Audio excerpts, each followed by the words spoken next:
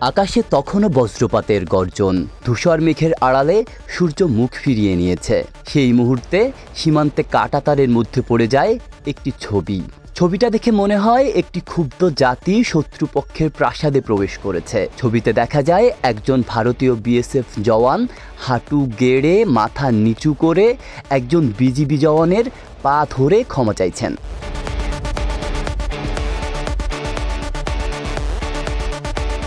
ছবিটি মুহূর্তেই ভাইরাল হয়। কে পাঠিয়েছে, কিভাবে এসেছে তা আজ আর গুরুত্বপূর্ণ নয়, প্রতীকটাই মুখ্য। এটি ছিল মেঘালয় সীমান্তের একটি গ্রাম। একটি সাধারণ সকাল, হঠাৎ বিএসএফ টহল দল গ্রামে প্রবেশ করে।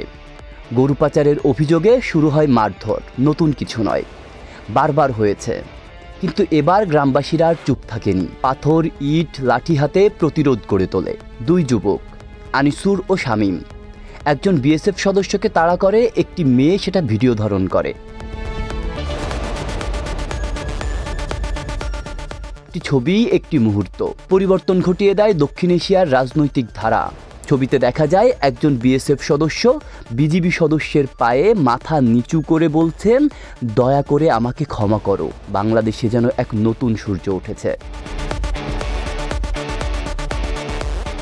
টকশো, সোশ্যাল মিডিয়া, মসজিদের খুতবা, ক্যাম্পাসের চায়ের দোকানে একই আলোচনা। শোষক মাথা নত করেছে।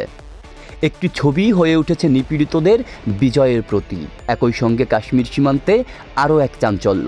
এক বিএসএফ সদস্য ভুল করে পাকিস্তানে প্রবেশ করেন। পাকিস্তান রেঞ্জার্স তাকে জনসম্মুখে হাঁটিয়ে নিয়ে যায়। এবার আর অভিনয় ছিল না, এটা ছিল যুদ্ধ প্রস্তুতির ঘোষণা।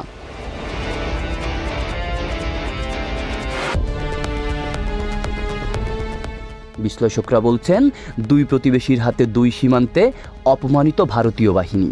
এই পরাজয় কেবল সামরিক নয়, মানসিক পরাজয়ও। একটি নিপীড়িত জাতি আজ বলছে, আমরাও মর্যাদার সাথে বাঁচতে পারি। ইতিহাস বলে, বাংলাদেশ কখনো কাউকে আক্রমণ করেনি, কিন্তু নিজেদের সম্মান রক্ষায় তারা পিছপা হয়নি।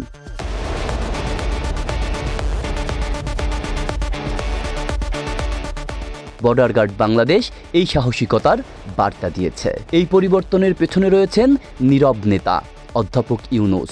ছবিটি আজ ইউনূস সরকারের কূটনৈতিক বিজয়ের প্রতীক। সীমান্তে একজন বিজিবি সৈনিক কাঁটাতারের উপর বসে, পাশে দাঁড়ানো বৃদ্ধ চোখ মুছছেন।